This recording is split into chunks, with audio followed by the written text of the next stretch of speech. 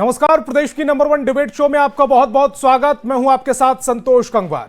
बिहार में विधानसभा चुनाव है, लेकिन उससे पहले सियासी नफा नुकसान को भांपते हुए बयानबाजी का दौर जारी है और इसी नफा नुकसान का आकलन कर नेता प्रतिपक्ष तेजस्वी यादव ने सीएम नीतीश कुमार के बेटे निशांत कुमार को लेकर ऐसा बयान दे दिया जिसने सियासी गलियारों में हलचल पैदा कर दी है।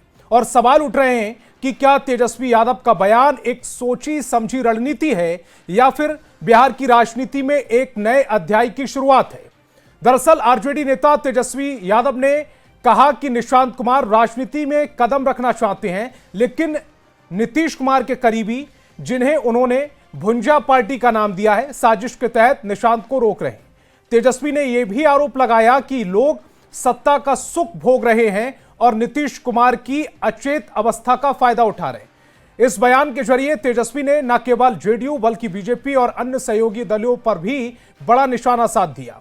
लेकिन सवाल है कि क्या तेजस्वी का यह बयान निशांत को राजनीति में लाने की एक अप्रत्यक्ष कोशिश है या फिर नीतीश कुमार और उनकी पार्टी को कमजोर करने की रणनीति है। दूसरी ओर जेडीयू और बीजेपी ने तेजस्वी के बयान को बकवास और राजनीतिक स्टंट करार दिया। उनका कहना है कि निशांत की राजनीति में कोई दिलचस्पी नहीं है और तेजस्वी केवल सियासी अटकलबाजी कर रहे हैं।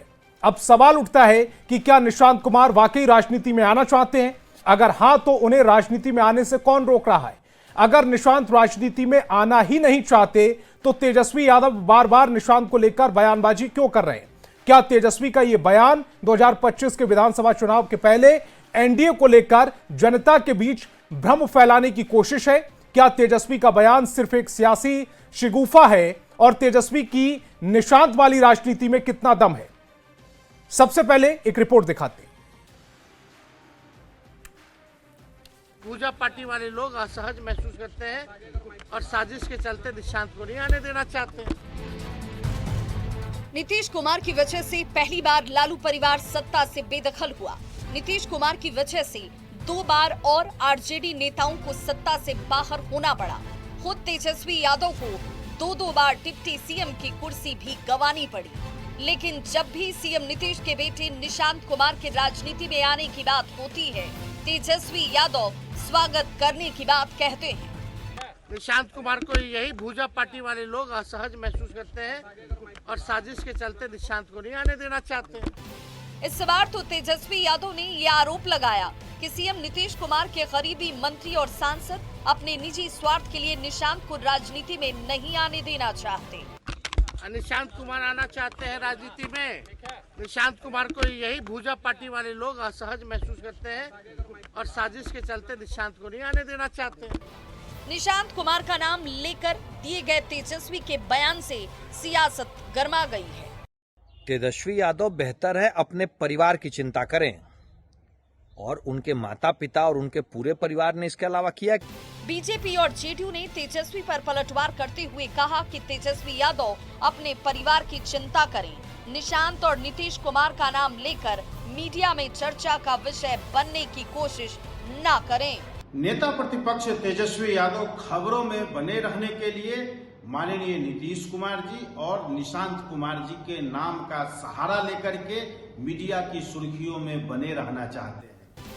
लालू परिवार पर अक्सर परिवारवाद का आरोप लगता रहा है। सवाल है कि क्या इन आरोपों की धार कुंद करने के लिए तेजस्वी यादव निशांत की राजनीति में एंट्री की बात पर बार बार स्वागत करते हैं। न्यूज़ 18 के लिए पटना से आनंद अमृतराज और अमित कुमार के साथ ब्यूरो रिपोर्ट।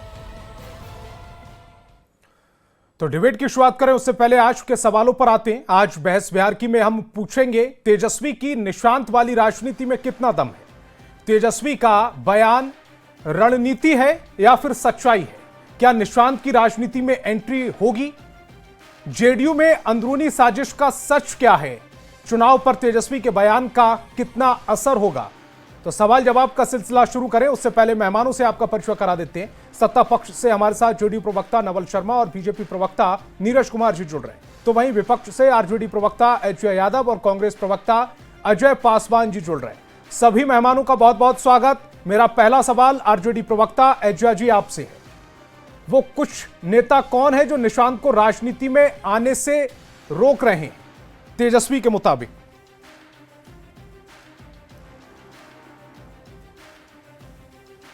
जो लाभ ले रहे हैं, जो नीतीश कुमार जी के नजदीकी बनते हैं, लेकिन वो बीजेपी के लिए काम करते हैं, जो चाहते हैं कि नीतीश कुमार किसी भी हालत में बीजेपी के साथ रहे। कुछ ऐसे नेता जेडीयू में हैं जो उनका नाम क्या है? नाम तो पता होगा। जब ये पता है कि कोई निशांत को राजनीति में आने से रोक रहा है और निशांत के खिलाफ उनकी ही पार्टी में अगर साजिश चल रही है, तो अगर इतनी जानकारी तेजस्वी यादव के पास है तो यह भी पता होगा कि वो नेता कौन कौन है। संतोष जी, आज आप जान ही रहे हैं कि माननीय मुख्यमंत्री नीतीश कुमार जी की दिमागी हालत क्या है। वो भूलने की बीमारी, डिमेंशिया हो गई है, थोड़े विक्षिप्त हो गए हैं, कुछ हरकतें उनसे हो जाती है जो उनके कंट्रोल की नहीं होती है। और इसी का फायदा जो उनके नजदीकी नेता है, जो अपने बच्चे को, जो अपने बेटियों को एडजस्ट कर रहे हैं, बस वही नेता है जो चाहते हैं कि नीतीश कुमार जी के बेटा निशांत कुमार जी राजनीति में ना आए। वो चाह रहे हैं, वो जान रहे हैं कि आज नीतीश कुमार जी की मानसिक स्थिति अच्छी नहीं है और इसका फायदा उठाया जा सकता है, और वही फायदा उठा रहे हैं। आप देखिए ना, उनके इर्द गिर्द कौन है? संजय झा जी को ही ले लीजिए, वो जेडीयू के कम और बीजेपी के स्पोक्स पर्सन ज्यादा लगते हैं। और आज देखिए, ये लोग जो परिवारवाद करता है, इन्होंने अपनी दोनों बेटी को एडजस्ट कर दिया अपने पॉलिटिकल पावर का इस्तेमाल करके। आप देखिए अभी क्या हो रहा है। अशोक चौधरी जी अपने दामाद को, ये तो नई बात हम लोगों ने सुना कि आरएसएस कोटा भी होता है। आरएसएस तो कोई पॉलिटिकल पार्टी है नहीं, आरएसएस तो ऑर्गेनाइजेशन है, लेकिन इस ऑर्गेनाइजेशन को का भी एक रिजर्वेशन है। वो और कोई आरएसएस में और कोई इतने काबिल नहीं है क्या जितने अशोक चौधरी जी के दामाद हैं? आखिर क्यों अशोक चौधरी जी, किसी और को आरएसएस कोटे से बनाया जाता? अगर आरएसएस कोटा एग्जिस्ट करता है तो अशोक चौधरी के दामाद के अलावा सवाल मेरा यह था कि तेजस्वी यादव जिस पार्टी के सबसे बड़े विरोधी हैं, और जिस नेता, जिस मुख्यमंत्री के खिलाफ वो चेहरा बनकर मैदान में उतरने की कोशिश कर रहे हैं, आरजेडी उन्हें चेहरा मान भी रही है, कांग्रेस और बाकी दल उन्हें चेहरा नहीं मान रहे हैं अभी, वो अलग बात है, वही तेजस्वी यादव निशांत की चिंता कर रहे हैं। यह पॉलिटिकल स्टंट क्यों नहीं हो सकता है? संतोष जी, निशांत कुमार जी एक युवा नेता है, तेजस्वी प्रसाद यादव एक युवा नेता है। तेजस्वी प्रसाद यादव जी ने तो हमेशा कहा है कि मैं स्वागत करता हूं कि निशांत कुमार जी राजनीति में आए। युवा नेता है, युवाओं का दौर है, युवा प्रदेश है बिहार, युवा नेता आए। इससे अच्छी बात क्या हो सकती है कि तेजस्वी जी खुद चाहते हैं कि युवा नेता आगे बढ़े। जिस तरह से जेडीयू के कुछ नेता जो बनते हैं तो है नीतीश कुमार जी के नजदीकी, लेकिन बीजेपी के पक्ष में हमेशा बोलते हैं, वो नीतीश कुमार जी को खोखला कर रहे हैं, फायदा उठा रहे हैं इनके। ठीक है, एक सवाल को और जवाब दीजिएगा जरा। अगर निशांत दावेदारी ठोक देते हैं चुनाव में उतरने की, आरजेडी जेडीयू की तरफ से चुनाव लड़ने की, तो आरजेडी की सीएम उम्मीदवारी छोड़ देंगे तेजस्वी यादव? नीतीश कुमार जी के बेटे निशांत कुमार अगर चुनाव में उतरना चाहते हैं तो आप क्या कहना चाह रहे हैं कि तेजस्वी प्रसाद यादव जी अपनी उम्मीदवारी छोड़ दें? जी, क्यों? मैं सवाल पूछ रहा हूं। अगर आपको लग रहा है कि वो अच्छे नेता हैं, अच्छा काम करेंगे, जेडीयू को संभाल लेंगे, और आपके जो नेता हैं तेज प्रताप, जो नेता थे, अब तो नहीं है, सही कह रहा हूं ना? तेज प्रताप वो तो ये भी कह चुके हैं कि वो आरजेडी में आ जाएं। आरजेडी में आने का वो जनवरी में ही उनको न्योता दे चुके थे। बिल्कुल बिल्कुल, क्योंकि निशांत कुमार जी की तो कोई वैल्यू है ही नहीं उस पार्टी में, कोई उनको प्रमोट कर नहीं रहा है। जो निशांत अच्छे नेता है ना आपकी नजर में? आपकी नजर में समझदार और देश को और प्रदेश को आगे राजनीति में स्थिर करने के लिए, प्रदेश का भला करने के लिए निशांत बहुत अच्छा चेहरा है ना? तो निशांत जी आरजेडी की सीएम उम्मीदवारी छोड़ देंगे तेजस्वी? अरे तेजस्वी जी, अगर नीतीश कुमार जी को, ये कौन सा अटपटा सा सवाल है? तेजस्वी जी भी लड़े, निशांत जी भी लड़े, दोनों अगर तेजस्वी जी आरजेडी में उनको इनवाइट कर रहे हैं तो आरजेडी में आके दोनों लड़े। ये कौन सा कैसा अटपटा बेतुका सवाल आप कर रहे हैं? निशांत लड़े तो तेजस्वी जी हट जाए पॉलिटिक्स से, क्यों आके?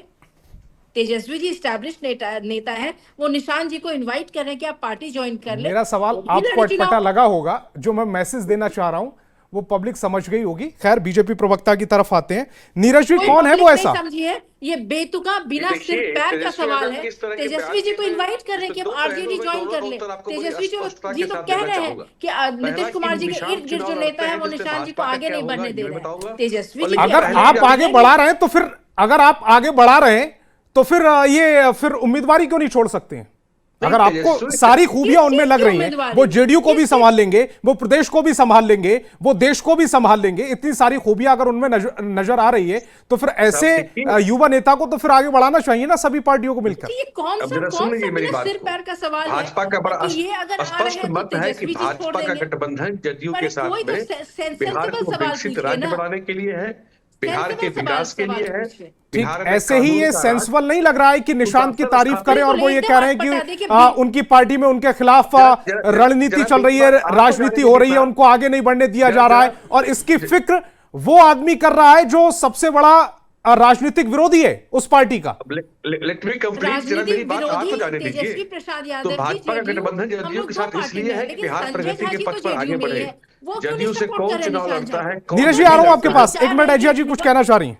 संतोष जी, अगर तेजस्वी जी बार बार इनवाइट कर रहे हैं निशांत जी को कि आप आगे आए, आप चुनाव लड़ें, तेजस्वी जी भी लड़ेंगे, वो भी लड़ेंगे, दोनों की अपनी अपनी पार्टी है, अपनी अपनी पार्टी से लड़े। साथ आना चाहता है तो दोनों एक पार्टी से, निशांत कुमार जी आरजेडी ज्वाइन करके लड़े, वो तो चिराग पासवान जी को भी बोले युवा नेता है, बिहार आइए, बिहार से चुनाव लड़े। इसका मतलब तो ये नहीं है ना कि चिराग पासवान आएंगे तो निशांत कुमार जी अपना दावेदारी छोड़ देंगे, तेजस्वी जी आएंगे तो चिराग पासवान जी दावेदारी छोड़ देंगे। ये क्या आप पूछना चाह रहे हैं? ये कितना इलॉजिकल, अटपटा सवाल है, इसका आप ही समझ सकते हैं शायद। आप जितनी असहज हो गई, यानी कि मेरा सवाल ठीक जगह पर लगा। बिल्कुल, डोंट टॉक नॉनसेंस। किसी कोई ठीक है जी।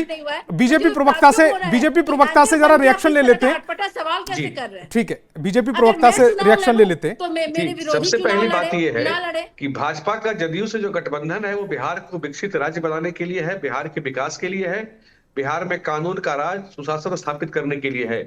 जदयू से कौन लड़ता है, कौन नहीं लड़ता है, यह बिल्कुल भाजपा का विषय नहीं है। ये जदयू का आंतरिक मामला है, और हम लोग आरजेडी की तरह नहीं है कि कांग्रेस से कौन लड़ेगा कौन नहीं लड़ेगा, यह भी आरजेडी तय करता है।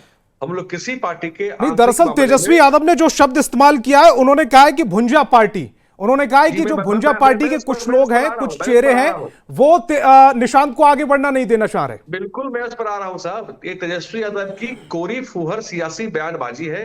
वो अपने परिवारवाद, वंशवाद को अमली जामा पहनाने के लिए इस तरह की फुहर बयानबाजी करते रहते हैं, जिसका कि बिहार की राजनीति में कोई स्थान नहीं। दरअसल उनके पास अपने किए गए कार्यों अथवा उनके माता पिता के शासनकाल के किए गए कार्यों को बताने के लिए कुछ तो है नहीं, खाली झुंझुना हाथ में उनके पास में है। तो इस तरह की कोरी अनर्गल बयानबाजी वो रोज रोज कुछ न कुछ करते रहते हैं, बिना सिर पैर की बात करते रहते हैं। बिहार की जनता को इससे मतलब नहीं होता साहब कि कौन चुनाव लड़ेगा कौन चुनाव नहीं लड़ेगा।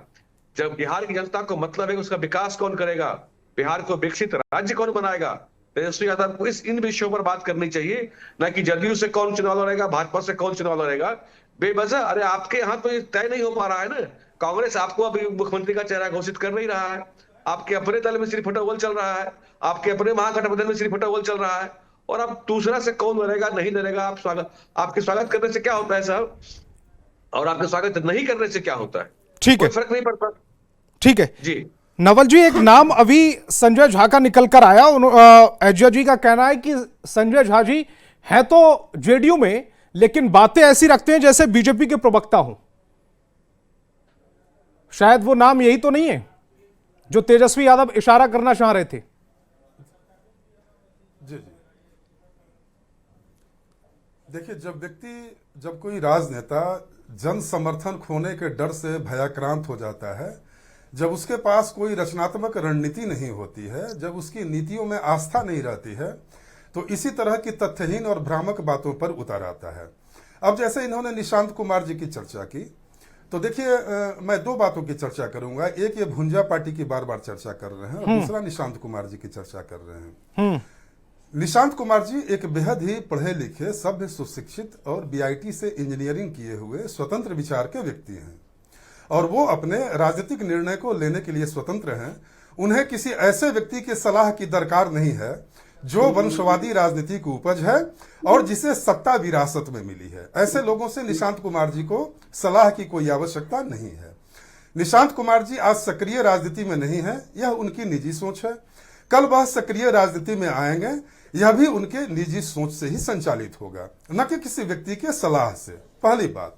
दूसरी बात यह कि देखिए, बिहार की जनता चीजों को बड़ी बारीकी से संतोष बाबू देखती और समझती है। वो देख रही है कि निशांत कुमार जी के पिताजी पिछले 20 वर्षों से राज्य के मुख्यमंत्री हैं।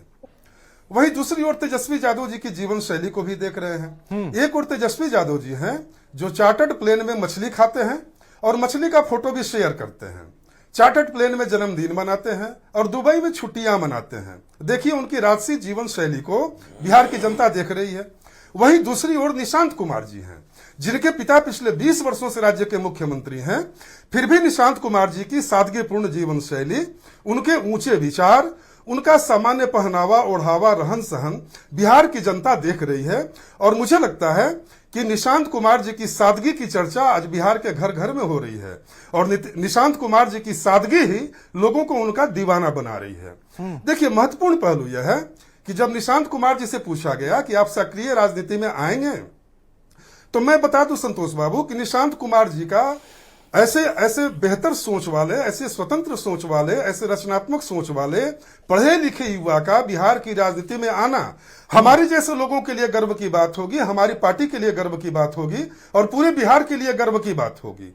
लेकिन उन्होंने जवाब दिया राजनीति में आने पर कि इन बातों को जनता तय करेगी। यानी कि निशांत कुमार जी सक्रिय राजनीति में नहीं होने के बावजूद इस सत्य को जान गए कि राजनीति विरासत में नहीं मिलती है, बल्कि राजनीति जनता की इच्छा से संचालित होती है। और तेजस्वी यादव जी को आज तक यह बात समझ में नहीं आ रही है कि राजनीति जनता की इच्छाओं से संचालित होती है, न कि विरासत से मिलती है। तो वो तो विरासत वाली परंपरा के प्रतिनिधि हैं तेजस्वी यादव जी। चलिए दूसरी बात, भुंजा पार्टी की चर्चा आपने की। देखिए है क्या कि मुझे तो फक्र है, मुझे गर्व है कि हमारे नेता भुंजा खाते हैं। हाल में आपने देखा होगा कि लालू यादव जी राहुल गांधी जी को मटन बनाने की रेसिपी सिखा रहे थे और खुद मटन खा रहे थे और खिला रहे थे। तो भाई साहब, मटन, चिकन और मांसाहार आपको मुबारक हो। हमारे नेता एक वैद्य के पुत्र हैं, एक किसान परिवार के पुत्र हैं और भुंजा खाना जमीन से जुड़े रहने का प्रमाण देता है। और जिस भुंजा पार्टी की आप उपहासास्पद तरीके से चर्चा करते हैं, इसी भुंजा पार्टी ने बिहार को सड़क दिया, बिजली दिया, पानी दिया, हर घर शौचालय दिया, जल दिया, नल दिया, बिहार के लोगों को शासन और सुरक्षा दिया। 2005 के पहले के डर और भय को लोगों के दिलो दिमाग से निकाला, बिहार में महिलाओं की सुरक्षा तय की और बिहार को विकास के सारे मानकों पर इतनी तेजी से दौड़ाया कि पूरे देश में आज बिहार प्रशंसा का पात्र बना हुआ है। तो मान्यवर तेजस्वी यादव जी, आप विरासत की राजनीति के प्रहरी हैं, उसके अग्रदूत हैं, तो आपको यह गंभीर बातें समझ में नहीं आएंगी। ठीक है। निशांत कुमार जी राजनीति में अगर आएंगे तो यह बिहार के लिए गर्व की बात होगी, फक्र की बात होगी, क्योंकि उनकी शैक्षणिक योग्यता कैसी है और आपकी शैक्षणिक योग्यता कैसी है बिहार का बच्चा बच्चा जानता है। तो बिहार को स्वतंत्र सोच वाले पढ़े लिखे लोगों की आवश्यकता है, न कि अनपढ़ नेतृत्व की आवश्यकता है। क्योंकि 1990 से लेकर 2005 तक बिहार ने अनपढ़ नेतृत्व का बोझ उठाया है, अनपढ़ मुख्यमंत्रियों का झोला ढोया है। और अगर आप किसी मुगालते में हैं तो वो निकाल दीजिए। अब बिहार की जनता इस झांसे में नहीं आने वाली। ठीक है। अजय पासवान जी, आपको भी इंतजार है कि निशांत कब राजनीति में आ रहे हैं, उनकी लॉन्चिंग कब होगी? कांग्रेस भी इंतजार कर रही है क्या?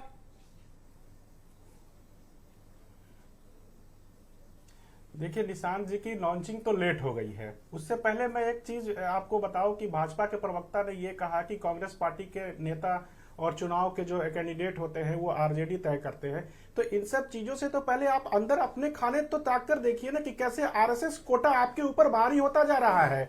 और जेडीयू ने जिस तरह से कमिटियों में स्थान देना शुरू किया है आरएसएस कोटा का, तो आपके सुपर बॉस बदल गए हैं क्या?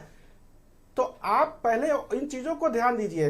दूसरी बात निशांत कुमार को लेके है, तो इसमें कोई शक नहीं है कि जो अधिकारी ग्रुप है या फिर एक ऐसा तबका है जो तथाकथित भुंजा पार्टी के रूप में पूरे बिहार में लोकप्रिय होते जा रहा है, वो निशांत कुमार को रोक रहा है राजनीति में आने से। क्योंकि कहीं ना कहीं मुख्यमंत्री जी की जो मानसिक स्थिति है या शारीरिक स्थिति आपके जेडीयू में कोई सूत्र है, सोर्स है जहां से आपको जानकारी मिलती है? तभी तो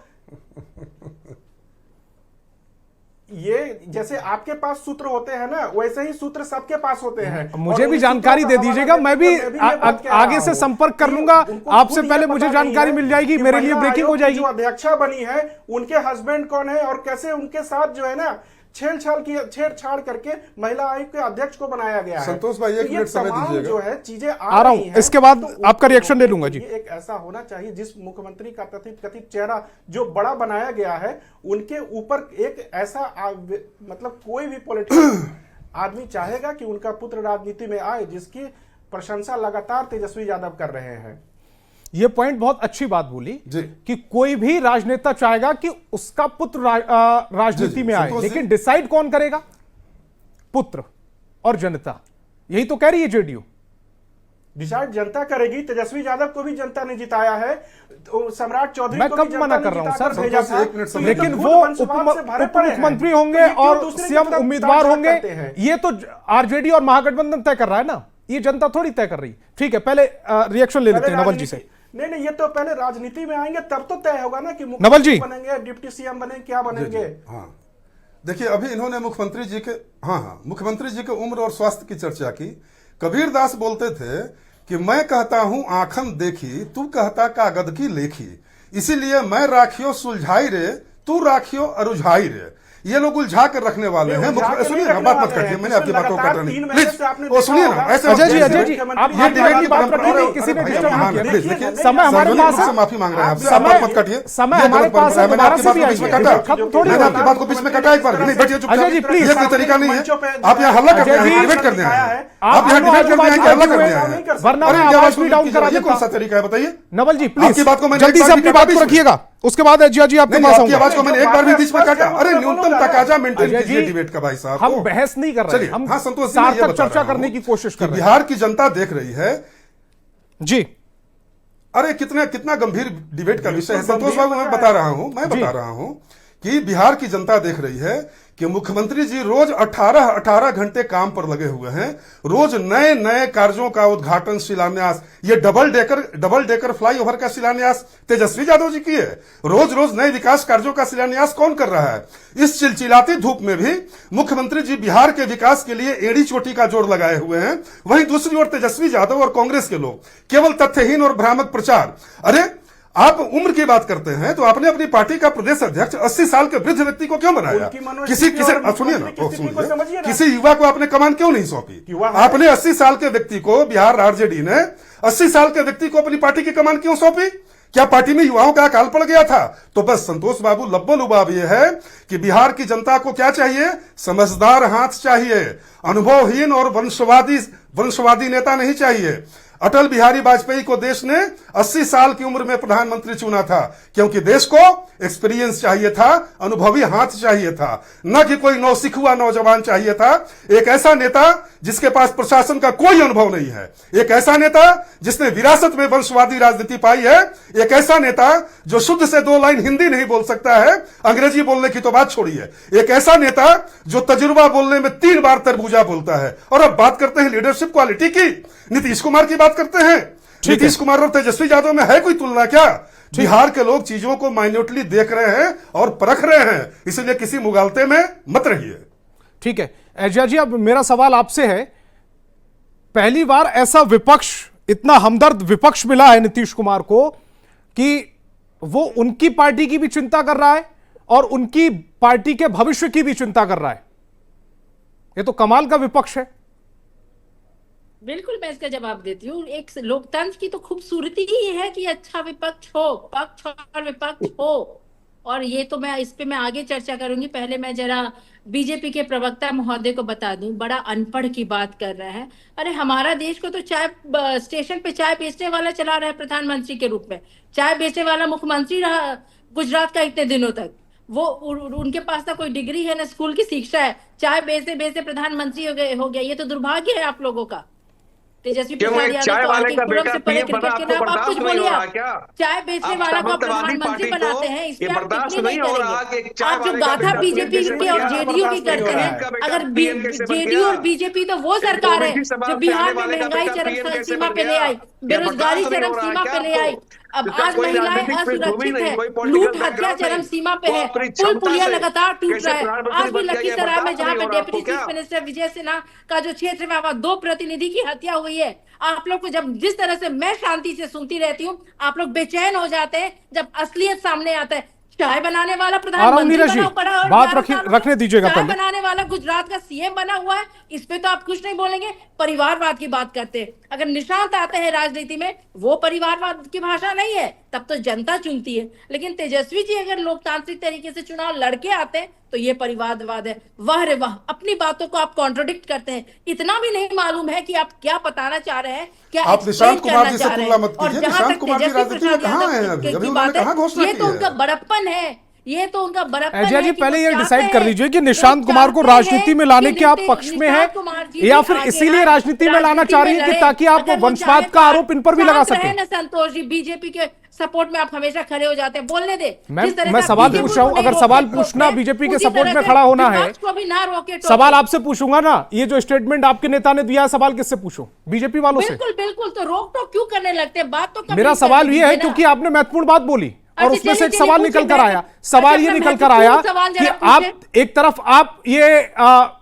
ये बताने की कोशिश कर रहे हैं कि आप हमदर्द हैं और निशांत को राजनीति में लाना चाहते हैं, और दूसरी तरफ आप ये कह रहे हैं कि वंशवाद की राजनीति का भी जिक्र, तो कहीं इसलिए तो लाना नहीं चाह रहे कि आप ये जो आरोप हैं जो आप पर लग रहे हैं ये आप जेडीयू पर भी लगा सके? संतोष जी, जब जब हम लोग को परिवारवाद का आरोप आप लोग लगाए हैं, ये अलग बात है कि जीतन राम मांझी, चिराग पासवान, अशोक चौधरी, संजय झा, ये लोग परिवारवाद तो है ही नहीं, बावजूद इसके कि बेटी दामाद सब इनके परिवार इसमें। तेजस्वी जी ने शुरू से परिवारवाद के बारे में बोला है कि जो आदमी लोकतांत्रिक तरीके से चुनाव जीत करके आता है वो परिवारवाद नहीं है, वो तो जनता चुन करके भेजती है। अगर आज निशांत कुमार को भी जनता चुन करके भेजती है, अच्छी बात है ना कि युवा नेता दो हो जाएंगे। अगर और भी एक युवा सीएम नेता का है, बेटा, एक पूर्व सीएम का बेटा ही अगर सीएम उम्मीदवारी का दावेदार होगा तो ये परिवारवाद इसको ना बोले? क्या बोल रहे हैं संतोष जी? अगर एक पूर्व सीएम का बेटा ही सीएम उम्मीदवारी का दावेदार होगा एक पार्टी की तरफ से, उसी पार्टी की तरफ से, तो इसे परिवारवाद ना बोलें। आप सीएम पद की उम्मीदवार क्यों नहीं हो सकती थी, या कोई और नेता क्यों नहीं हो सकता था आरजेडी का? आप तेजस्वी यादव से कम अनुभवी हैं, कम जानकार हैं, राजनीति की समझ आपको कम है। आप एक बात बताइए, क्यों नहीं जेडीयू के कोई और सीएम के उम्मीदवार हो सकते हैं? आप जो आरजेडी पे ये सवाल करते हैं, आरजेडी बड़ी अच्छी तरीके से लोकतांत्रिक तरीके से चलती है और जिसको जो पद मिल रहा है उसे ईमानदारी से वो पद दी जाती है। जेडीयू जैसी नहीं है कि अशोक चौधरी के पीछे लग गया तो हर पद उन्हीं को मिल रहा है, संजय झा के सपोर्ट में आ गया तो सारा पद उन्हीं को मिल रहा है, जीतन राम मांझी का तो पूरा समधन, दामाद, बेटी सबको चुनाव में लाने की कोशिश की जा रही है। अगर कोई जीत करके आए तो अच्छी बात है। आयोग में कौन जीत करके आए? ठीक है, आ रहा हूं आपके पास। क्या आरएसएस के पास और कोई इनसे ज्यादा काबिल लोग नहीं थे? कोई कार्यकर्ता नहीं थे? ये है पैराशूट से ला करके आरएसएस कोटा से आयोग के चेयरमैन इनको बना दिया। आप किसको बनाना चाह रही थी? अजय जी, आप किसका नाम सजेस्ट करना चाह रही थी? कोई और कार्यकर्ता नहीं थे क्या? कार्यकर्ता सिर्फ झंडे ढोएंगे इनके? ठीक है नवल जी, जल्दी से जवाब दीजिएगा, उसके बाद आ रहा हूं नीरज जी आपके पास। पद मिलेंगे, सबके बेटे बेटियां दामाद को पद मिलेगा, ये तो अच्छा चीज है। वाकई में ये जमाई आयोग की बात कर रही है, लोग बेटी बचाओ की बात कर रहे हैं, ये लोग जमाई बढ़ाओ की बात कर रहे हैं। अरे जो आदमी जो क्वालिफाइड है, कार्यकर्ता है आपके पार्टी में, आप कार्यकर्ता को दरकिनार कर रहे हैं। देखिए ये आखिर इतनी क्या काबिलियत इन लोगों में है? इनको क्या चार हाथ चार पैर है क्या? इनको क्या तीन आंख है क्या? इनमें क्या काबिलियत है कि आरएसएस को अशोक चौधरी के अलावा और कोई काबिल नहीं दिखाई देता है? एक मिनट नवल जी, जल्दी से जवाब दीजिएगा। नीरज जी को क्यों नहीं आयोग का चेयरमैन बना दिया जाता है? इतना अच्छा बोलते हैं, प्रवक्ता है, इतने दिनों तक बीजेपी में काम कर रहे हैं। आपके सवाल से नवल जी मुस्कुरा जरूर सकते हैं। मैं ये सवाल पूछूंगा नवल जी से, नवल जी मुस्कुरा भी रहे हैं। जब आप मुझे सीएम का कैंडिडेचर ऑफर कर रहे हैं, आप नीरज जी से पूछे ना, इतने अच्छे नीरज जी से डिबेट में बैठने का मौका मिलता है। नीरज जी, आपको क्यों नहीं बनाया गया आरएसएस में के कोटा से, जहां कुणाल जी को एडजस्ट किया? आप गुस्सा क्यों हो जा रहे हैं? प्लीज पानी पी लीजिएगा, तब तक मैं नवल जी से रिएक्शन ले लेता हूं। आपको अकल है, आपका आउटलुक और विजन अच्छा है, बिल्कुल आपको बनाना चाहिए था। आपके साथ नाइंसाफी हुई है। संतोष जी ऐसा है जी, अब 5 साल से, इतने सालों से प्रवक्ता है, आपको दरकिनार कर दिया गया और अब शांति से संतोष जी ऐसा है कि कैसे बर्दाश्त कर प्लीज अजय जी, प्लीज जवाब तो ले लेने दीजिए, आप तो नाराज हो जाते हैं। थोड़ा बोलने दीजिए अजय जी, मेरी बारी है, थोड़ा बोलने दीजिए ना। बिल्कुल नीरज जी के लिए जरा बोल दे कि इनको बना दिया संतोष जी जाए। ऐसा है, देखिए कि पिता मुख्यमंत्री, मां मुख्यमंत्री, खुद डिप्टी सीएम, भाई बिहार सरकार में मंत्री, अशोक चौधरी बहन राज्यसभा, मंत्री, बहन बेटी लोकसभा, MP, बहन को दामाद लोकसभा का आयोग, टिकट, क्या इन बातों की कहते चर्चा मैं हैं, नहीं इसके करूंगा। इन लोगों ने योग्यता की जो चर्चा की, मैं उसकी चर्चा कर देता हूं। देखिए, लालू जी के जमाने में एक अनवर हुसैन एमएलसी बने थे। सुनिए ना अजय जी, सुन लीजिए थोड़ा। एक अनवर हुसैन एमएलसी बने थे। जानते हैं उनकी योग्यता क्या थी? वो लालू यादव जी को मटन बना के खिलाते थे, खूब स्वादिष्ट, इसीलिए उनको लोग कबाब मंत्री कहते थे। उनको लालू जी एमएलसी बना दिए। एक एमएलसी बने थे जाकिर हुसैन पटना सिटी के। वो क्या करते थे? वो दर्जी थे और लालू जी को खूब बढ़िया फिटिंग वाला कपड़ा सी के देते थे। एक ब्रह्मदेव आनंद पासवान थे जो राज्यसभा के एमपी बने। उनकी योग्यता क्या थी? उन्होंने लालू चालीसा लिखा था और मच्छर चालीसा लिखा था। सुभाष यादव की योग्यता क्या थी? उनको Bihar state agriculture marketing board का चेयरमैन बनाया गया था। सुभाष यादव जी की योग्यता क्या थी?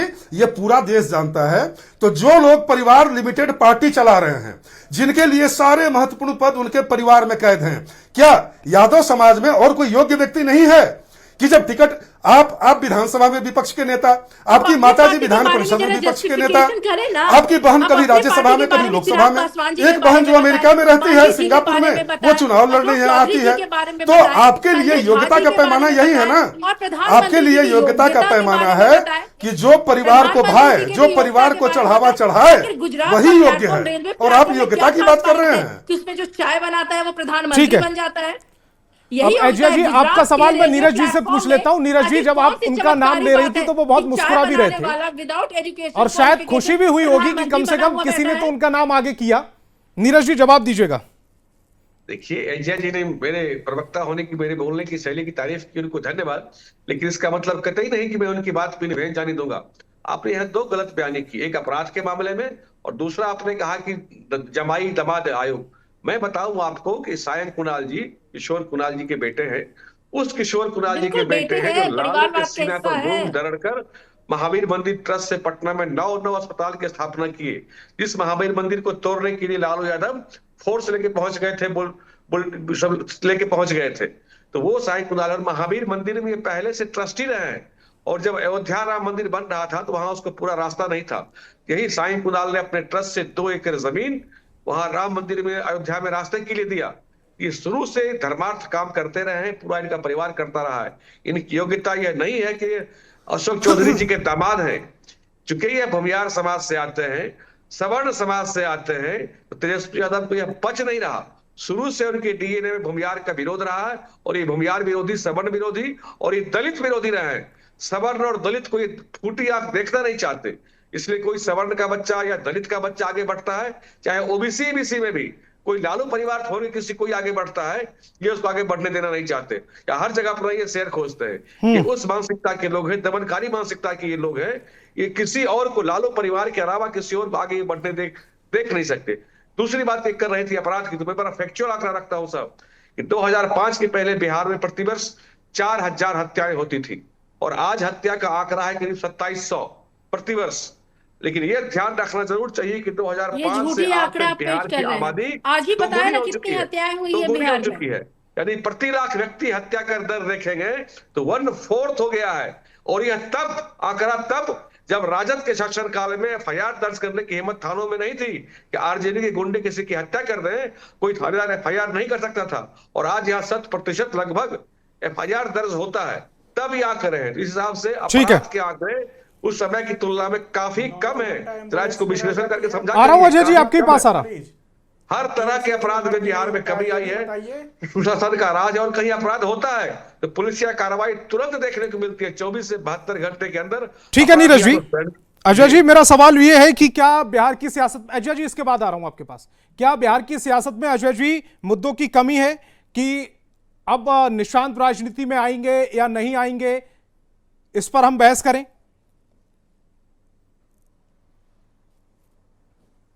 नहीं, मुद्दों की कमी नहीं है। लगातार लॉ एंड ऑर्डर है, चाहे बाकी सारा सिस्टम है, ये तमाम मुद्दे रहे हैं। तो इन मुद्दों को लेकर ही राजनीति किया जाता है। मगर जो परिस्थितियां उभर रही हैं मुख्यमंत्री को लेकर और बाकी चीजों को लेकर, तो इधर आप देखें तो पिछले हफ्ते में जिस तरह से आयोग का गठन किया गया है और लगातार जो है सत्ता पक्ष विपक्ष के ऊपर जिस तरह से हमलावर रही है, तो ये पुनरावृत्ति करने की कोशिश है और ये लगातार उसी चीज को दोहरा रहे हैं जिसका आरोप मतलब विपक्ष के ऊपर लगाते रहे हैं। अभी जैसे भारतीय जनता पार्टी के प्रवक्ता ने कहा है कि वो भूमिहार कोटा रहा, तो ये पहले ये तो लोग डिसाइड कर लेना। अशोक चौधरी जी कह रहे हैं कि वो आरएसएस कोटा है, भारतीय जनता पार्टी कह रही है कि भूमिहार कोटा है, तो ये कौन सा कोटा चल रहा है? सांस्कृतिक संगठन है और राष्ट्रवाद के लिए, राष्ट्र के हित के लिए काम करता है, उसका कोई कोटा नहीं होता साहब। आरएसएस को राजनीति से कोई मतलब नहीं। के लोगों को आपके पास प्लीज आर हो, हम हो या फिर जेडीयू से हो, तो ये चीजें तो स्पष्ट हो गया है ना कि ये वंशवाद की पराकाष्ठा है। जिस तरह से महिला आयोग, तमाम आयोगों में इन लोगों ने अपने अपने परिवार के लोगों को शिफ्ट किया है, अरेंज किया है, ताकि जो है वंशवाद जो है इनका मजबूत हो जाए। तो आप इन सब चीजों से मुद्दा भटका रहे हैं। लॉ एंड ऑर्डर, तमाम जो बिहार की आर्थिक स्थिति है, ये तमाम ऐसे मुद्दे हैं जो बड़ी बड़ी बयान तो बातें तेजस्वी यादव ने दिया कि ना निशांत बोल रहे थे को कुछ कि लोग मुख्यमंत्री राजनीति का में जो है- आने नहीं देना चाहते। अगर जी, तेजस्वी बिल्कुल यादव दिया ये है, बयान तो ये नहीं तो देते तय- ये- तो इस पर बहस भी नहीं होती। जी जी बिल्कुल। तो क्या नहीं तो आप पिछले कुछ समय से आप देख रहे होंगे कि निशांत जिस तरह से सक्रिय है सामाजिक जीवन में और बाकी चीजों में, मीडिया के सामने लेकिन वो आकर जब भी अपने आए वक्तव्य उन्होंने ये बयान कहा दे कि रहे मेरे हैं। पापा तो ने ये बहुत ये अच्छा सारी काम किया, चीजें उनको एक तैयारी बार ही फिर तो से है। सीएम तो बनाकर आखिर जिताएं। वो कौन सा वो सिस्टम बिल्कुल है जो फिट रोक रहा है है, उनको? स्वस्थ है। निशांत ने तो हमेशा सीएम जब बनाने भी की मीडिया के जिम्मेदारी तो सामने बिहार की आए जनता के ऊपर उन्होंने है। इन्हीं शब्दों मगर का इस्तेमाल राजनीति में किया। आने का प्रश्न तो उनका नहीं है ना। जी जी, बिल्कुल, जी। उन्होंने किया है इन शब्दों का इस्तेमाल, तो उन्हें रोका जा रहा है, तभी तो वो अपने पिता का बचाव कर रहे हैं ना। जो घटनाक्रम, जिस तरह से एनडीए में भी कभी चिराग पासवान मुख्यमंत्री के उम्मीदवार हो जाते हैं, कभी और कोई भी उम्मीदवार हो जाता है, भाजपा खुद स्पष्ट नहीं कर पा रही है, प्रधानमंत्री का लगातार दौरा हो रहा है, तो इन सारी चीजों का जवाब वो तैयार होकर दे रहे हैं ना कि उनके पिता नीतीश कुमार ही मुख्यमंत्री के अगले चेहरा है। तो ये सारी ठीक चीजें है, तो जिया जी, आप स्पष्ट कुछ है कहना चाह और रही थी? उनको ही रोका जा रहा है बिल्कुल राजनीति में। बिल्कुल। जैसे ही वो जी, राजनीति में मुखर सबसे होने की पहले कोशिश नीरज जी का कर जवाब रहे देते हैं, जो गाथा गा तब रहे उनको थे रोकने की जेडीयू कोशिश के की बारे जा में रही और है। बीजेपी के बारे में जो झूठी कहानियां कर रहे थे। अरे नीरज बाबू, आपके तो पुल बनते हैं और जिस दिन उद्घाटन करना होता है उस दिन पुल ढह जाता है। पुल का ढांचा तैयार नहीं होता है, पुल ढल जाता है। जितना पुल आपके कार्यकाल में 6 महीना में ढला, उतना तो पूरे आजाद भारत में नहीं ढहा होगा। शेल्टर उस होम पुल आप ही का के रिजीम टेंडर में किनके हुआ, काल में हुआ था, क्वेश्चन यह भी पेपर खुलासा लीक हो आप ही चुका के है। रिजीम में होता और है। आपके राज्य में तो कोई जितनी पुल पुलिया बने ही नहीं, बलात्कार ढाने का सवाल लूटपाट कहाँ होता होता है, आप ही के एक रिजीम आप में हो रहा बागवानी है। पुल की और बात आज भी करते विजय हैं, सिन्हा के वहाँ की लखीसराय डिजाइन तो में बदला 2 गया, प्रतिनिधि की हत्या हुई ठेकेदार है। को उसी खर्चे जो में स्मार्ट मीटर की वजह से परेशानी हुई है, आप ही के रिजीम में हुआ है। बनाने का ये और जितनी भी प्लीज। चीजें question paper leak Neeraj ji, पे आ रहा हूं जरा आपके बताइए, पास। टेंडर एजा जी, जल्दी से अपनी बात को रखिएगा। आते हुए पुलों पे जरा बताइए। इन चीजों पे तो आपके पास जवाब नहीं है। बढ़ती हुई महंगाई पे आप बताइए, बेरोजगारी जो इतनी बढ़ गई है उस पे आप बताइए। अरे लालू प्रसाद यादव जी के समय तो बिहार और झारखंड एक साथ थे, तभी भी उतने नीरज जी, आ रहा हूं आपके पास ही आ रहा हूं। होते थे जितना आपके समय में क्राइम होता है। बलात्कार करके लड़कियों को बेरहमी के साथ मार दिया जाता है, आंख निकाल दिया जाता है, क्या क्या नहीं किया जाता है, हॉस्पिटल में एडमिट नहीं किया जाता है। हॉस्पिटल की स्थिति तो आप देख लीजिए क्या है। इन चीजों पे आप क्यों नहीं बोलते हैं जो हमारी बुनियादी जरूरतें हैं? इन चीजें पे आप बोले ना। जितना लूटपाट बलात्कार जितना हो रहा है बच्चियों के पास, आज जितनी असुरक्षित बच्चियां हैं उतना आज तक पूरे देश में नहीं हुई थी। आजाद भारत ठीक है नीरज जी, अब रिएक्ट कीजिएगा, अब अपनी बात को रखिएगा। देखिए बलात्कार कर दिया गया, बच्ची का रेप कर दिया गया, उसको एडमिट नहीं किया जा रहा था, मर गई बेचारी। इन चीजों पे आप प्रकाश डालिए ना। ये हमारे बर्निंग इश्यूज है जिन पे कि आपको बोलना चाहिए। बार बार में आप लालू यादव और परिवारवाद, अपना परिवारवाद देखिए। जिन गठबंधन के साथ आप हैं, सब तो परिवारवाद की चाशनी में डूबे हुए हैं। और जहां भी अपराध भी होता है तुरंत पुलिस या कार्रवाई होती है। कॉन्विक्शन रेट बिहार में आखिर अपराध होते क्यों हैं इतने? बच्चियों का बलात्कार से पूरे रोड पे अपराधियों को सत्ता का संरक्षण नहीं मिलता। कैमरा लगे जैसे हुए पहले हैं, लालू परिवार में बावजूद उसके सीएम हाउस इतने अपराध में होते हैं। बार्गेनिंग करके फजीहती करा करके अपहरण की फिरौती जहरीली शराब दी का जाती थी। कारोबार आपने वो खुलवा दिया कल्चर है। बिहार में नहीं है। बिहार में जहरीली यहाँ शराब इंडस्ट्री का आ रहा कारोबार है। है। शराब माफिया पनप लालू रहे के हैं। शासनकाल युवा में जिनको नौकरी पिछला करना वोटर चाहिए यहाँ से आज भाग गया शराब था पहुंचा रहे हैं। क्योंकि शर्म इन्होंने आनी बेटी चाहिए की शादी में आपके गाड़ियों को उठा डबल दिया इंजन था। की सरकार और को। आज बिहार इतने में स्किल्ड है मर्सिडीज बिहार का के युवा, शोरूम खुल उनसे रहा शराब है। पहुंचवा रहे हैं। अजय जी, आपने सवाल पूछे, मैं रिएक्ट, मैं उस पर जवाब मांग रहा हूं, आप लगातार बोले जा रहे हैं। काम करा रहे हैं। इंजीनियर्स एंड IITians हैं हमारे बच्चे बिहार के। एजिया जी, इतनी समस्याएं अगर आप गिना रही हैं, बता रही हैं, तो तेजस्वी यादव ने ये समस्याएं क्यों नहीं उठाई? वो निशांत की बात क्यों करने लगे? फिर तेजस्वी जी हमेशा समस्याएं उठाते रहे। फिर निशांत को बीच में लाने की जरूरत क्यों हुई? क्वेश्चन पेपर लीक हो, स्मार्ट मीटर हो, लगातार तेजस्वी एक मिनट।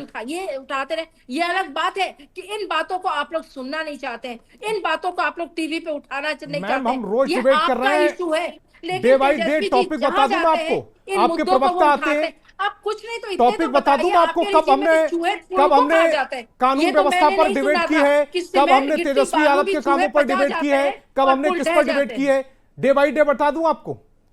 बिल्कुल आपने डिबेट किया है, लेकिन फिर इश्यूज है ये। आप हम आज पर अगर क्यों आरोप तेजस्वी लगा जी रहे हैं? निशांत कुमार के बारे में बोल दिए, निशांत इतनी कुमार के खलबली बारे क्यों? में इसलिए एक और क्योंकि हकीकत को तेजस्वी जब यादव ने तेजस्वी बयान प्रसाद दिया है, और ये यादव पहली बार सामने नहीं ले दिया। आए, मैं तो डेट इतनी बाय डेट बेचैनी तेजस्वी क्यों? यादव ने कब बयान दिया है वो भी आपको बता देता हूं।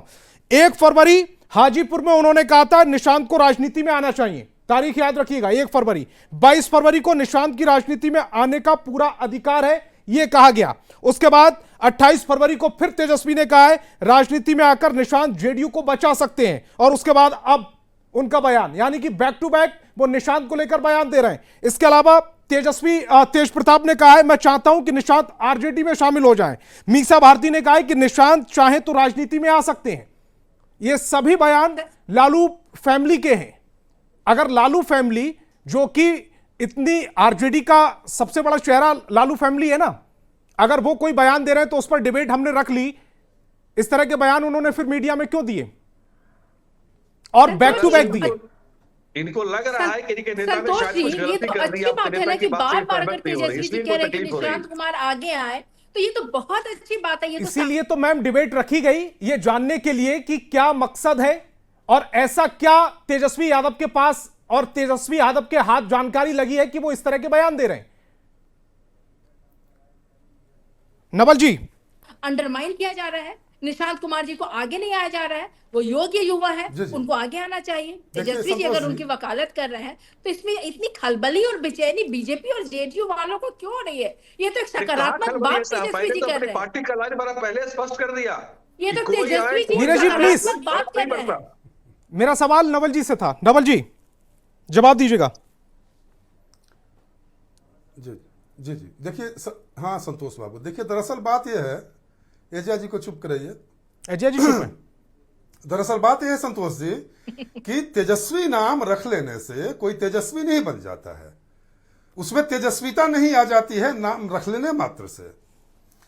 बिहार नामकरण का क्या हस्र होता है देखिए जरा, नाम तेजस्वी और शिक्षा 10वीं फेल। ये देखिए, अरे भाई इनके पास कोई विजन रहेगा, पढ़े लिखे रहेंगे तब तो रचनात्मक सवालों को उठाएंगे, एक क्रिएटिव विपक्ष की भूमिका निभाएंगे।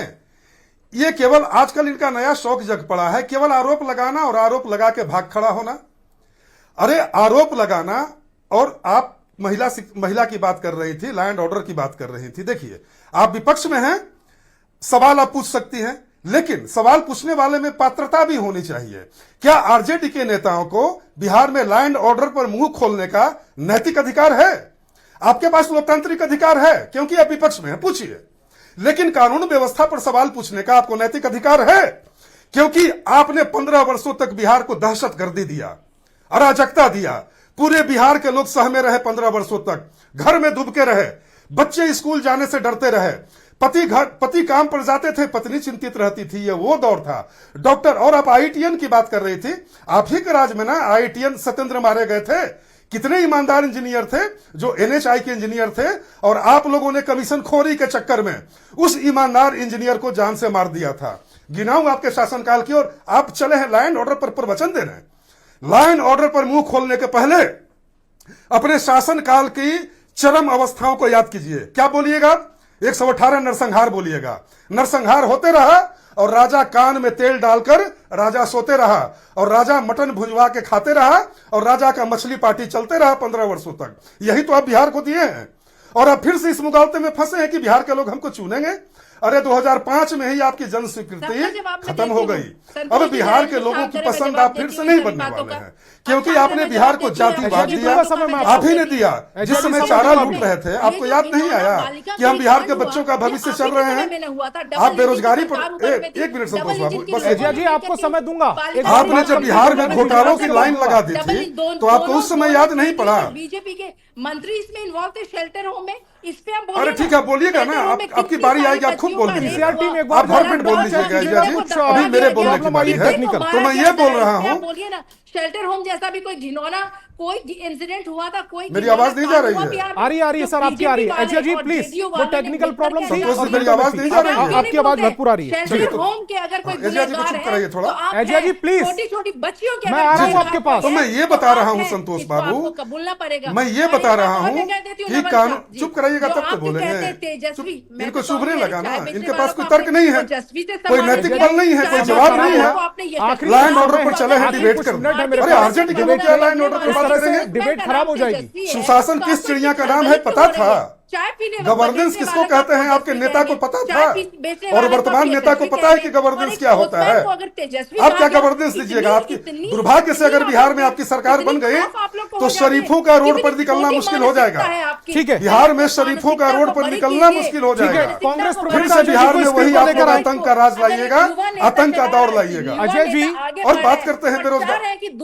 ठीक है अजय जी प्लीज, अब अजय जी से सवाल है मेरा, कम से कम अजय जी को तो सुन लीजिएगा। आपसे मैं ऐसी उम्मीद नहीं करता हूं। थिंकिंग को आप अजय जी, मेरा बड़ा सीधा सा सवाल है, तेजस्वी ने निशांत को लेकर मुद्दा छेड़ा और उस पर अब सवाल बनते नहीं बन रहा है, तो उसके बाद फिर आप कह रहे हैं कि कोई और टॉपिक नहीं बचा राजनीति करने के लिए। संतोष जी, आप एक ही सवाल 3 बार पूछते हैं। मैं तो इनसे ये चीज पूछ रही हूँ, अगर एक आरके पूरम के स्पोर्ट्समैन का नाम तेजस्वी है तो इन्हें आपत्ति है, और गुजरात के प्लेटफॉर्म में चाय बेचने वाले को अगर ये ओजस्वी बोलते हैं, यशस्वी बोलते हैं, तो वो बड़ी अच्छी बात है। सर इसका भी जवाब देना। अजय जी, आपको चाय वाले से कोई प्रॉब्लम है? चाय वाले से प्रॉब्लम हो सकती है, अजय जी से तो प्रॉब्लम नहीं है ना? कम से कम उनके समय पर उनको तो बोलने नहीं दीजिएगा। नैतिक बल की चर्चा। देखिए क्या क्या हुआ। अजय बाबू, जो व्यक्ति नरसंहार करवाएगा ऑनलाइन ऑर्डर पर चर्चा करेगा। हरण हो रहे हैं, इसकी चिंता। अरे किसी एक नरसंहार का नाम बताइए ना जो नीतीश कुमार जा रहे हैं। जब तक अगर पॉलिटिकल अप्रोच नहीं हो, पॉलिटिकल पैरवी नहीं हो, तो FIR नहीं लिए जा रहे हैं। अब ब्लॉक पे चले जाइए तो करप्शन का अड्डा बन गया है। इन चीजों पे आप क्यों नहीं बोलते हैं? सब लोग करप्शन के माध्यम से पैसा कमा रहे, तो आप क्या बोलेंगे? जहरीली शराब का कारोबार आप शुरू कर दिए। बाकी सभी मेहमानों की आवाज कम, अजय जी की आवाज को सिर्फ ऊपर रखा जाए। उनके सामने रोड पे फायरिंग हो रही है, इससे ज्यादा दुर्दशा क्या हो सकता है लॉ एंड ऑर्डर का? तो आप ना ही करें लॉ एंड ऑर्डर पे बात, तो ये ज्यादा अच्छा होगा। तो आप जो है ना, आप समझिए इन सब चीजों की कि सरकार टोटली लॉ एंड ऑर्डर में फेल कर गई है। आपको इस पे पुनः विचार करना होगा। जनता आएगी, जनता तय करेगी। पात्रता ना आप तय कर सकते हैं, ना ही कोई नेता तय कर सकता है। पात्रता जनता तय करेगी। और लॉ एंड ऑर्डर हो गया, चाहे महिलाओं का सम्मान हो गया, दलित एट्रोसिटीज है, आप आंकड़े उठाकर देख लीजिए कितने दलित एट्रोसिटीज हुए हैं। तो ये ना सर आंकड़े, मैं तो मंच दे रहा हूं आपको आंकड़े रखने के लिए। निशांत कुमार की बात, तो ये तय करना निशांत कुमार को है। और हम चाहते हैं कि निशांत कुमार आए और मुख्यमंत्री का जो कोर ग्रुप जिसको कहते हैं, जिनको तथाकथित मैं भी भुंजा पार्टी कहूंगा, कहीं वही तो नहीं रोक रहे हैं। क्योंकि मेरे पास आखिरी 3 मिनट है, जिस तरह से वो सबके पास आधा सेकंड। और नवल जी, रूप से 30 सेकंड में अपनी बात को रखिएगा जल्दी से। तो ये तो है, 1 मिनट हमें दीजिएगा संतोष बाबू जी, 30 सेकंड। ये मेरी बारी है जी, मेरी बारी है संतोष जी। नवल जी आपकी बारी है। संतोष जी, ये मेरी बारी है जी। नवल जी आपकी बारी है। तो जहां तक भुंजा का प्रश्न है, मान्यवर तेजस्वी यादव जी, आपकी बारी है सर। हाँ संतोष जी, अच्छा ठीक। तो मैं ये बता रहा हूं कि मान्यवर तेजस्वी यादव जी, भूंजा से शर्म मत कीजिए, भूंजा खाइए, स्वास्थ्यवर्धक होता है। घोटालों से शर्म कीजिए, घोटालों से शर्म कीजिए। और दूसरी बात है कि आप निशांत कुमार जी की चर्चा करते हैं। निशांत कुमार एक ऐसे व्यक्तित्व का नाम है जिनके सुबह की शुरुआत योगा, प्राणायाम, साधना और आध्यात्मिकता से होती है। और आप बिस्तर कितने बजे छोड़ते हैं? आप तेजस्वी यादव जी, आप बिस्तर से कितने बजे उठते हैं? जरा बिहार की जनता को यह भी बता दीजिए। ठीक है। अरे तो आप निशांत कुमार जी की जो ही आप नाम का उच्चारण करते हैं, त्यों ही आपकी नैतिकता की जमीन थोड़ी खिसक जाती है। जल्दी से अपनी बात को रखिएगा। पूछ लीजिए ना, जैसे मैं तो देख रही हूँ। अरे वो अपने इंटरव्यू में बार-बार बोलते हैं, वो अपने इंटरव्यू में बार-बार बोलते हैं। उनके जीवन शैली को देखिए। में तो ये कैसा लगेगा? पॉलिटिकल इश्यू है, इस पे डिस्कस करना है। मैं तो बधाई दूंगी तेजस्वी प्रसाद यादव जी के ब्रॉड माइंडेडनेस पे, उनके सकारात्मक सोच पे, जो कि वो चाहते हैं कि युवा नेता है निशांत कुमार, वो आगे आए, चुनाव लड़े और लोकतांत्रिक तरीके से बिहार को चलाया जाए। मैं तो बधाई देती हूँ, ऐसे सोच तेजस्वी जी रखते हैं, ऐसे सोच सभी नेता को रखने चाहिए जो कि जेडीयू। ठीक है नीरज जी, अपनी बात को जल्दी से रखिएगा। के पास है, लेकिन अपने युवाओं स्वार्थ के को प्रति साधने में अगर लगे हुए वाकई हैं। इतने चिंतित तेजस्वी यादव जी हैं, तो अभी जो उन्होंने प्रदेश अध्यक्ष बनाया है, क्यों 80 साल के आदमी को बनाया? किसी युवा को बनाते? तो समझ में आता कि युवाओं के प्रति चिंतित है। अरे साहब, हाथी के दांत दिखाने के कुछ और, खाने के कुछ और ध्यान रखना चाहिए कि इनके शासनकाल को कोर्ट ने जंगलराज तो कहा ही था। कई अंतरराष्ट्रीय अखबारों और मीडिया ने लॉलेस लैंड कहा था, बिहार के विषय में लिखा था उस समय। बालिका क्योंकि गृह आपका चैनल कांड, पे मैं नाम नीरज जी किसी का जरा नहीं देना चाहता बोले है इस न्यूज पे। एजेंसी का। क्वेश्चन पेपर लीक लॉलेस पे लैंड, युवाओं के इन्होंने साथ बिहार जो को आप एक लोग कर कलंक रहे बना हैं, दिया था और क्वेश्चन बिहार के पेपर माथे लीक पर करके इस पे लालू भी बोले परिवार जरा एक कलंक है नीरज राजनीतिक रूप जी। से। युवाओं को जब मजाक तक के ये अग्निवीर कलंक के रहेगा, माध्यम से 4 बिहार साल को की बिहारी नौकरी को गर्व युवाओं को पाने में बहुत बेरोजगारी दिक्कत है। के कगार इसलिए पे खड़ा बिहार की कर दिए जनता नीरज जल्दी जी। से जल्दी 2025 के चुनाव में ठीक है, इस कलंक को धोने का काम करेगी। अजय जी अपनी बात को रखिएगा जल्दी से, 30 सेकंड। देखिए, हम बिल्कुल चाहेंगे निशांत कुमार जो है राजनीति में आए और बिहार को फेस करे। जो परिस्थितियां हैं, हम भी चाहते हैं युवाओं का सम्मान हो और युवाओं को आगे बढ़ने का मौका मिले। इसलिए माननीय तेजस्वी प्रताप यादव जी ने ये प्रस्ताव रखा है। तो अब जेडीयू को देखना होगा अपनी पार्टी को संभालने की परिस्थिति उनके पास है कि नहीं है। तो हम चाहते हैं कि एक हेल्दी विपक्ष आगामी चुनाव के बाद जेडीयू उभरे, तो उसमें अजय जी की कोई आवाज नहीं सुन पाया उसको। नीरज जी को नवल जी कुछ कहना चाह रहे थे। नवल जी जल्दी से अपनी बात को रखिएगा, उसके बाद मेरे पास समय बहुत कम है, 10 सेकंड है प्लीज। अभी शायद अजय जी बोल रहे थे कि चुनाव के बाद मैं हेल्दी विपक्ष के रूप में उभरूं, तो भगवान आपकी इच्छा पूरी करे, आप मजबूत विपक्ष के रूप में। समय की कमी है, समय की कमी है, इस डिबेट को यही रोकना पड़ेगा। लेकिन तमाम मेहमान मेरे साथ जुड़े, आपका बहुत बहुत शुक्रिया। लेकिन तेजस्वी की निशांत वाली राजनीति में कितना दम है और ये कितना कारगर साबित होगी, ये देखने वाली बात होगी। बहस बिहार में फिलहाल इतना ही।